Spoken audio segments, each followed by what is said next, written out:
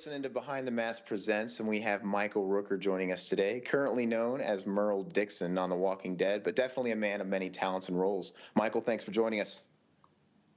Pleasure to be here, brother. All right. You know, I figured it would be a given that the Merle character was going to come back in at least some small way to tie up the loose ends from the first season. But for the fan base to rally like they did, creating the viral campaigns like they did, how does it feel to be so desired and not only to just come back, but to come back in such a huge way as a direct antagonist? I think it's awesome, man. And I'm with you. I kind of always figured that they were going to bring Merle back in some way, but the episode that I came back, we were only 400,000 viewers short of breaking the world record in the viewership, and so. And this character has been trending every single week all around the world. And the fans are awesome, and the different fan groups are crazy in love with this character, and I love him for it. It's going very well for me. I think it's interesting to point out that the two characters that were created specifically for the TV program, arguably the most fan favorite are you and Norman Reedus. I find that very interesting. I find it really a lot of fun, and I think, you know what, we both. I can't speak for Norman, but I know myself. I felt very relaxed and creatively free to explore and develop this role, and I didn't have anything to go on as far as it being in the comics or anything like that. So it was kind of cool to start afresh and get the writing and see what the writers are thinking and the creators are thinking in that arena, and then add my own creativity to the role and develop it. And it was very cool. Yeah. Mm-hmm. And definitely a good move. I understand that what works for a graphic novel doesn't necessarily work the best for TV, so they've definitely executed it very well with the character development. And I don't know if it might be a coincidence, but I think it's interesting the producers give us more Michael Rooker, and then we get the greatest season yet, because it's on fire. There's not a dull moment. It's totally on fire, dude.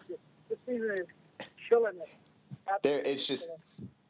It's on fire. Every episode, cliffhanger after, especially with the one that's premiering tonight that everybody's stoked about. I think this is my most anticipated one personally as well. So, this is going to be a really awesome episode tonight. I'm on the road and driving. I won't be able to see it until after tomorrow or maybe later on this evening. But yeah, it's a great one, and Merle is at his best. At his peace-loving best tonight, and I hope everyone enjoys what goes down. It's going to be very interesting. Michael, do you have a most memorable moment or incident in rehearsals or during the performances of The Walking Dead? Do I have a most memorable moment? Yes. Yeah, my most memorable moment is when I get to take the little Merle off my arm. It's such a lovely piece, and it's form-fitting and tight as a glove. But I got to tell you, after about 3 or 4 hours of having that thing on my hand, my most memorable moment is taking it off and checking my hand out and bringing the feeling back to my wrist and my fingers. Yeah, that's a joke. I know it's a joke, but. You know what? There's a lot of memorable moments when we get down and dirty, and when everybody's in the scene. So it's very cool. Cool. Stepping away from Walking Dead for just a moment, there's some photos that would absolutely stone me if I didn't ask you about being a part of Black Ops 2. This juggernaut. Tell me about your experience being part of the biggest game of all time and it further broadening your audience. And do you play the game yourself? You know what? I played, but I really am very sucky at the game. On a scale of 1 to 10, probably I'm about a 2+. You know, but the fan base is it's just crazy. I have little. I know it's for adults, but let's be realistic. Young kids play this game, and they do, and I know that as a fact because they come up to me and they're telling me this is their favorite game in the world, and it's amazing. The fan base has jumped. Well, let's just say the game pulled in like 500 million in the first day of its launch. So, yeah, it's coming along very well. I'm really super excited to be involved with the game. I had done a previous game with Activision and Treyarch, and that was a zombie killing game. As you mentioned, Black Ops 2 was the highest pre-sold game of all time, and currently the highest selling. It's really massive. And nowadays, with video games, that industry is arguably as big as the movie industry, and it never used to be like that 10, 15 years ago. So it's really a really important avenue for actors to be part of, because like you said, you got children, different market approaching you and knowing you for these characters. I recently read an announcement about a new first-person shooter video game based on The Walking Dead, focusing on you and your on-screen brother. Is this something you can talk about? Yeah, we are almost done with our work. I think they may have a little more voiceover for me to do, but I just finished. I think all of my voiceover, but in gaming they come up with new phrases and new lines all the time, and you go back into the booth and do some more. I just finished mine. Norman finished his maybe about 2 weeks ago.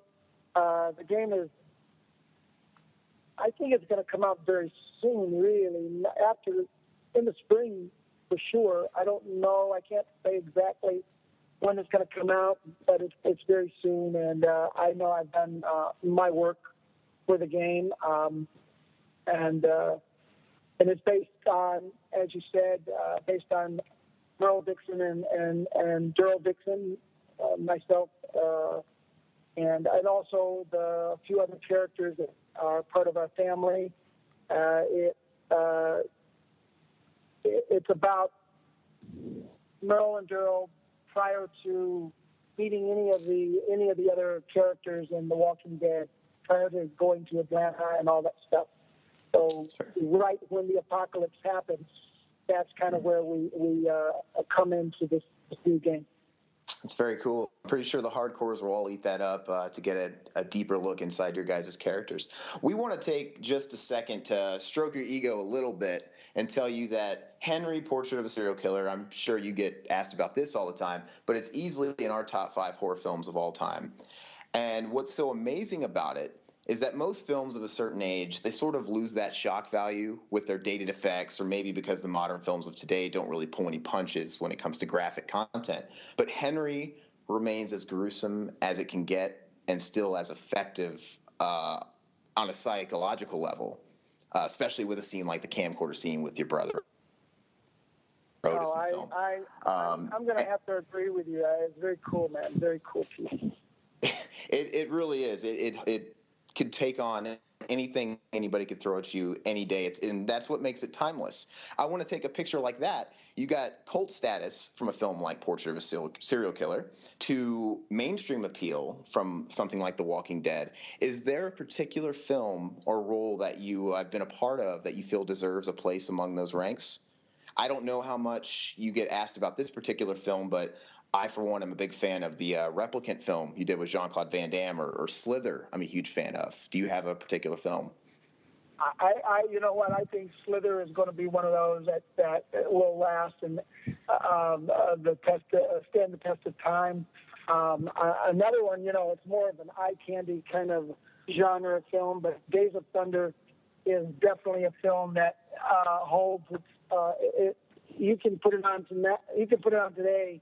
And with the right sound system, it's just as awesome and cool as it was when we did the movie. And let's see, Slither, Days of Thunder, completely opposite genres, but both could easily, in 20 years, be just as cool to watch as they were when they first came out. I'm sure there are like the replicants, you know, and at that time I had done two films that dealt with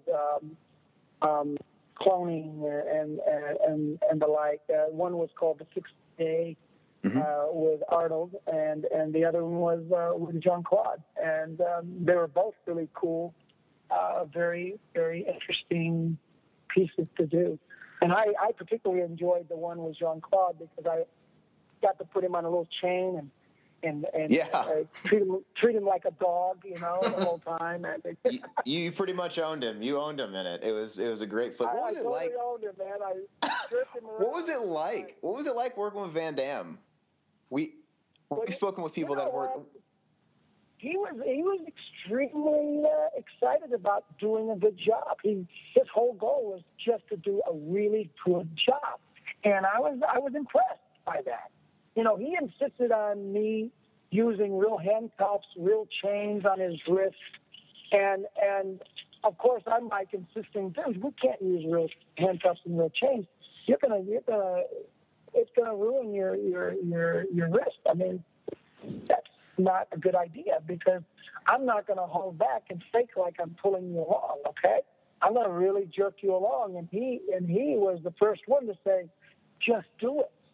You know, just do what you need to do. And I was like, oh man, you're going to be sorry. You're going to be so sorry you said those words to me. So basically, he used real handcuffs and real chains. And after about 3 days, he was begging and pleading to get the fake ones on. It was brutalizing, and every time I jerked him, I could see the pain in his face, and he just kept on going. And I was surprised he lasted 3 days. So surreal to think of the muscles from Brussels begging for anything. That's crazy. But you made him beg, sir. He was definitely begging to put the fake on after about 3 days, dude. Yeah, I can imagine being an actor. It must be a thrill to work with other actors like you've mentioned him that are passionate about what they're doing, and I think that is going to hold more weight than any other aspect of acting. So that sounds pretty cool. And I'm actually really happy that you agreed with me on Slither because coming at you as a fan myself, I understand that kind of movie maybe didn't have quite as big of a theatrical buzz as it does in the aftermarket because it definitely grew some really, really big legs. And the circles that we run in, we are all huge fans of the flick. It's incredible. Right. Had a great cast. It's an amazing cast. And great cast, great script. I mean, there was literally not a single word in that script that even I wanted to change. And I got to tell you, I'm always colloquializing and adjusting lines and everything. That's just sort of what I do, and I make it my own. I make it very the way I just adjust things, and usually a lot of scripts need that kind of stuff, But there was actually no need. It was so well crafted and written. And my buddy James Gunn ended up being quite an awesome director, and so I'm high on that piece as well. Very cool piece. It had your greatest one-liner of all time, in my opinion, where you just say meat, meat, meat, meat. I say that all the time. That was truly a one-word one-liner. Yes, it was. I can't think of a barbecue I've not attended or a social gathering where there's meat involved that I do not approach the said meat without saying meat, meat. And so that was just a personal question for myself. But Slither's amazing. Actually, it's a kind of interesting connection. It's a lot like the movie The Mist. I know that was directed by Frank Darabont.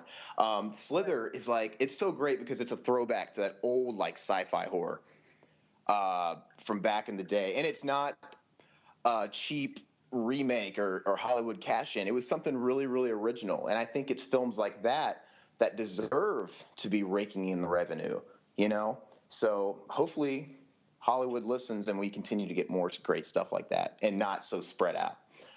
just something that's unusual and cool. Our audiences these days are very intelligent, very smart. They've been watching very intense and very complicated films since they were small kids now, and so by the time they're teenagers, they're very, very astute in regards to setups and jump. Everybody sees the jump scares now, and it's like, intelligent audiences need to have material that's going to push the envelope for them as well, and not just like watching the same old all the time. Well, absolutely. I mean, there's a place for entertainment, for just a good popcorn movie, but we don't need to dumb down the audience by just giving us a bunch. We don't need to be oversaturated with Michael Bay explosions, Transformer movies. I mean, these are movies that could have a lot more depth than they do. So I'm blessed and happy that we have the films like you create and others like you create. I got one last question attached to Slither, and this is actually a question more so for my co-host. What is it like, or what was it like being married to his dream woman, Elizabeth Banks, in that movie? Oh, well, you know what? Elizabeth is an awesome actress, and so it's always a pleasure to be coming out of a makeup room that's taken several hours and have Elizabeth Banks look into your eyes and still you feel the love, right? And I call that real acting. And she did a good job. She did a good job because I got to tell you, man, close up, that makeup was gross. It was leaking. It was leaking and oozing and red pulpus. I mean, it was a gross makeup, and they did such a. I mean, Todd Masters did such an amazing job on that thing. It was pretty wild, and anyone who could stand up and be within inches of that face, and not feel like they're gonna, throw up, was superhuman feats going on that set. What projects do you have on the horizon that maybe you'd like to push or promote? What upcoming films or whatnot? Dude, I have been so crazy busy. I know there's some things that are out there. The game, of course, just launched. I went over to London and Amsterdam, and I was part of a whole big European launch over there of the game, and that's what I've been talking about mainly over the last couple of weeks, just doing the media and the press for that. Right now, we're almost at the end of our season 1, so I'm just ready for a nice break. So just chill out and relax. Well, that's understandable. We were having a playful conversation before the interview. We were talking about the Expendables, and we were like, hey, man, Michael Rooker should totally get on this Expendables kick. You need to get in the third Expendables movie because I think he would kick all their asses. And, I think it'd be a lot of fun, but it's not my choice, man. Call him up. I think it's your choice. You call him up. You tell him you want me on that thing. I think it just started. I think we are going to start a petition right now, our own viral campaign of getting Michael Rooker in the Expendables. And you know what? Right. We see you as a villain so much. I want to see you as a good guy. I want to see you take down. I think it's like Nicolas Cage or whoever. That would be amazing. But yeah, absolutely. We appreciate all the time. Yeah, I know you've been doing this all day long. Thank you so much. I hope you have a great day, man. Appreciate the time. You bet, you guys. Have a good one.